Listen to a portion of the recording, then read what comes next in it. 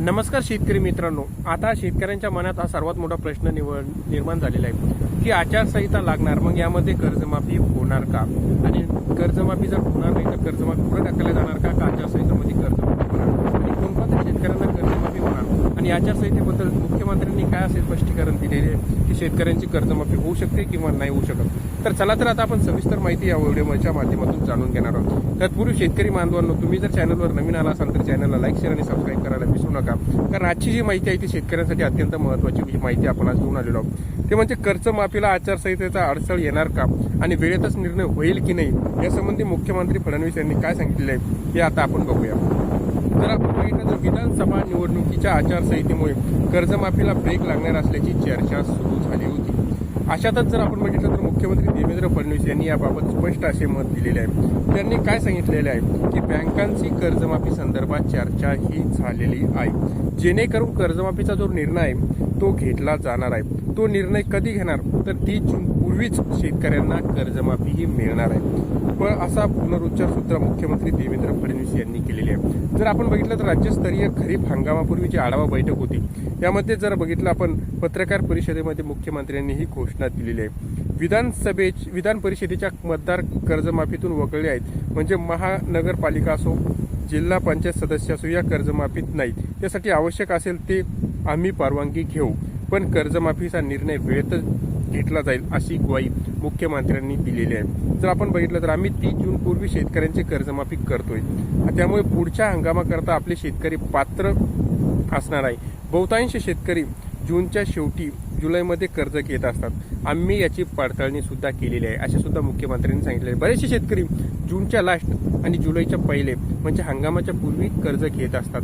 अशी पडताळणी केल्यानंतर त्यांनी पुढे काय सांगितलं नाही की उलट यावर्षी जास्त शेतकरी पात्र आहेत आणि बँकांना हे देखील सांगितले आहे की एखादा आम्ही यादी मंजूर केली, त्यानंतर पैसे जमा झाले नाही तरी सुद्धा त्यांना कर्ज द्या, पैसे जमा होणारच असे मुख्यमंत्री देवेंद्र फडणवीस यांनी स्पष्ट असे बँकांना आदेश सुद्धा देण्यात आलेले आहेत. त्यामुळे जर आपण बघितलं तर कर्जमाफी संदर्भात बँकांना शेतकऱ्यांकडे सिबिल सुद्धा मागला जाऊ नये अशी सुद्धा मुख्यमंत्र्यांनी बँकांना स्पष्ट असे निर्देश दिलेले आहेत. सिबिलसाठी कोणत्याही शेतकऱ्यांची अडवणूक केली जाणार नाही असे सुद्धा निर्देश बँकांना आपल्या राज्याचे मुख्यमंत्र्यांनी दिलेले आहेत. जास्तीत जास्त शेतकऱ्यांना कर्जासाठी तजवीज आणि आधी राहणार नाही असे सुद्धा सिबिलची अट राहणार नाही असे सुद्धा मुख्यमंत्र्यांनी सांगितले. म्हणजे मुख्यमंत्री देवेंद्र फडणवीस यांनी सांगितलेलं आहे की खरीप हंगामापूर्वी तयारीची जी बैठक झाली त्यापूर्वी राज्यस्तरीय बँकिंग समितीची सुद्धा बैठक झालेली आहे. या बैठकीत एकूण कर्ज वाटपासंदर्भात चर्चा झालेली आहे. जास्तीत जास्त शेतकऱ्यांना कर्ज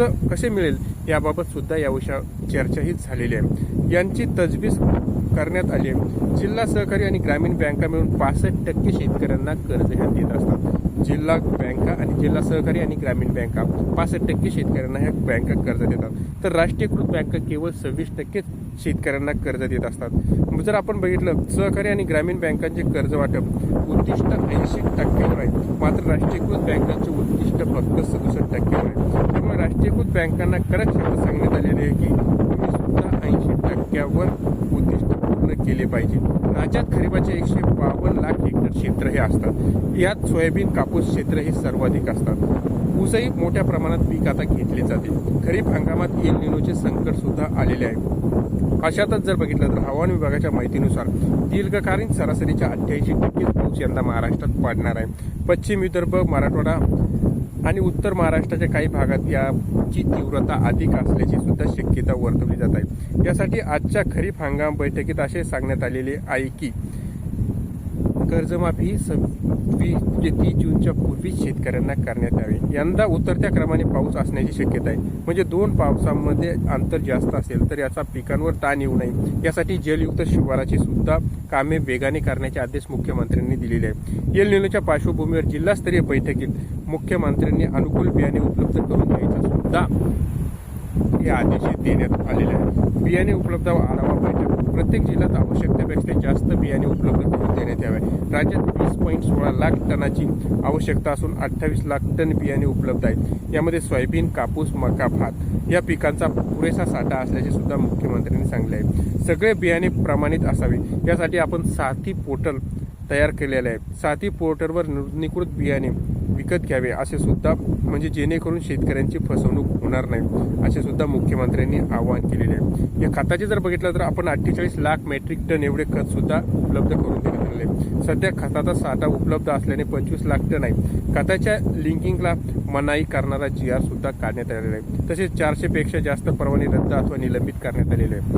मुख्यमंत्र्यांनी सांगितले की दरम्यान काही जिल्ह्यात पीक विम्यासंदर्भात प्रश्न सुद्धा उद्भवत आहे. याबाबत केंद्रीय मंत्रिमंडळात बैठकीत निर्णय घेऊन असेही सुद्धा मुख्यमंत्र्यांनी सांगितलेले आहे. आणि 30 जूनपूर्वी शेतकऱ्यांची कर्जमाफी कोणत्याही हालतीत होणार आणि शेतकऱ्यांना जो खरीप हंगाम आहे त्यासाठी मदत दिली जाणार असल्याची माहिती सुद्धा मुख्यमंत्र्यांनी सांगितलेली आहे. ही होती शेतकरी महत्त्वाची संपूर्ण माहिती आवडल्या चॅनलला लाईक शेअर आणि सबस्क्राईब करायला विसरू नका. धन्यवाद.